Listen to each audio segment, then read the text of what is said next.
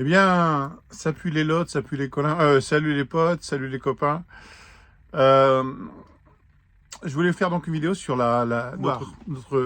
où réside notre pouvoir finalement quand nous sommes coincés dans une situation. Euh, Moi, j'ai fait des choix de liberté, ce qui fait que je ne me sens pas coincé dans des situations. Mais il y a des gens qui sont dans des situations qui n'ont pas vraiment envie. Et je comprends les raisons pour lesquelles ils ont fait ces choix. C'est pas forcément évident. C'est des choix familiaux ou enfin voilà. Et là où réside notre pouvoir, c'est dans la pensée. C'est-à-dire que nous avons la possibilité, c'est de la science quantique, nous pouvons changer la donne.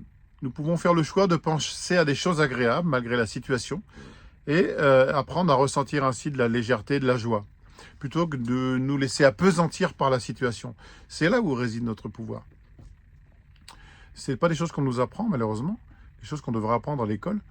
Euh, bon, une parenthèse, l'école est là pour nous formater, donc je ne vois pas pourquoi elle nous apprendrait ça, mais bref, ça c'est juste une parenthèse. Euh, Il y a une expérience que vous pouvez faire, que tout le monde peut faire. Vous mettez dans deux pots du riz cuit, hein, voilà.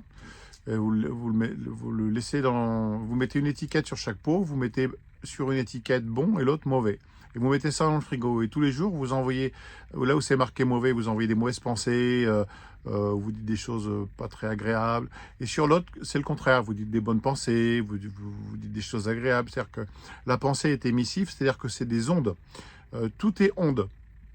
Euh, Tout est onde. Même nos pensées sont des ondes. Les ondes de la radio, vous ne les voyez pas. Pourtant, elles sont réelles. Eh bien, ce sont des ondes. Et tout est onde. Et donc, vous verrez qu'au bout de 3 semaines, un mois, il va se passer quelque chose. Là où vous avez dit des choses mauvaises, le riz va être moisi. Il va dépérir. Et l'autre va être encore comestible. Il va être bon. C'est là où réside notre pouvoir. C'est par la pensée. Nous pouvons changer la donne en se forçant d'avoir des pensées positives ou d'essayer de transformer la situation pour qu'elle soit finalement à notre avantage. Vous savez, c'est le principe de l'aïkido. Par exemple, le karaté, où quelqu'un vous donne des coups, vous donnez des coups, machin, mais l'aïkido, c'est le contraire. Si quelqu'un vous fonce dessus, eh bien, vous l'accompagnez là où il veut aller. C'est-à-dire que vous vous mettez de côté, puis vous allez l'accompagner, il va tomber de toute sa force, de tout son poids. C'est-à-dire que vous allez utiliser son propre poids contre lui. Vous allez transformer la situation. Et c'est génial l'aïkido pour ça, c'est-à-dire que vous pouvez faire de l'aïkido mental. C'est-à-dire qu'il y a quelque chose qui vous arrive, hop, vous le transformez. Hop, ça ne m'atteint pas. D'accord, c'est comme ça. Mais je choisis de ne pas me laisser influencer, je choisis de ne pas me laisser démonter, je choisis de ne pas me laisser dépérir par la situation ou manipuler par la situation. Ou voilà. Donc, ok, la situation est comme ça, ben moi je décide de la transformer. Il y a les situations extérieures, mais notre pouvoir réside là-dedans. Il y a une histoire vraie, hein, c'est une sainte, hein, Alors, qu'est-ce qu'une sainte d'ailleurs? Qu'est-ce qu'un saint? Réel, hein, pas ceux qui ont été mis en place par le Vatican. Mais le pouvoir de sainteté réside dans la capacité à trouver en soi un espace divin. Il est là, mais c'est comme si cela aussi nous est caché. Ça se retrouve par la méditation ou l'éveil de la Kundalini qui se fait par un vrai maître. Hein. Donc il faut vachement faire gaffe là-dedans. C'est pas quelque chose qu'on peut activer par la volonté, mais par l'amour et par l'humilité surtout. Donc, quand je suis allé en Inde en méditation, on m'a fait découvrir ça. C'est assez extraordinaire. Ça. On a en soi cette capacité. On a un pouvoir divin. Rien à voir avec le mot Dieu qu'on trouve dans les religions. Hein. Ça, bref.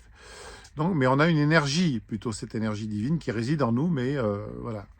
Et il y a une histoire là-dessus. C'est un jour, il se trouve qu'il y avait, il y a des milliers d'années, des dieux sur Terre et ils ont abusé de leur pouvoir. Alors les maîtres suprêmes ont dit il faut absolument leur enlever leur divinité, quoi, parce qu'ils font des conneries avec. Hein, c'est des gamins, quoi.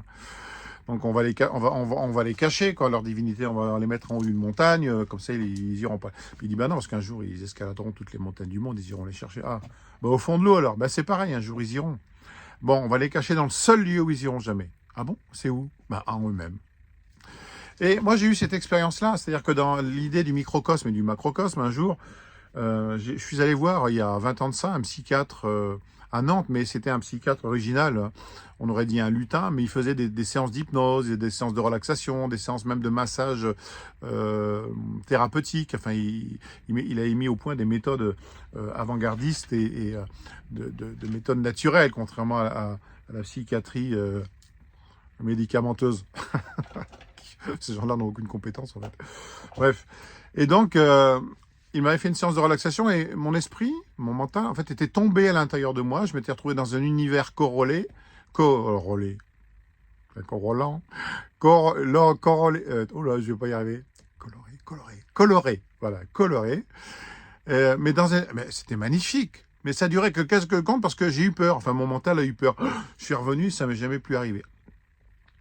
Mais dans l'idée du microcosme et du macrocosme, ça veut dire qu'en nous, on a tout l'univers, quoi. Ça, c'est juste notre différence, c'est notre mental qui fait la différence, qui est mal conditionné. Donc voilà, donc on peut changer la donne par le pouvoir de la pensée et décider de penser autrement.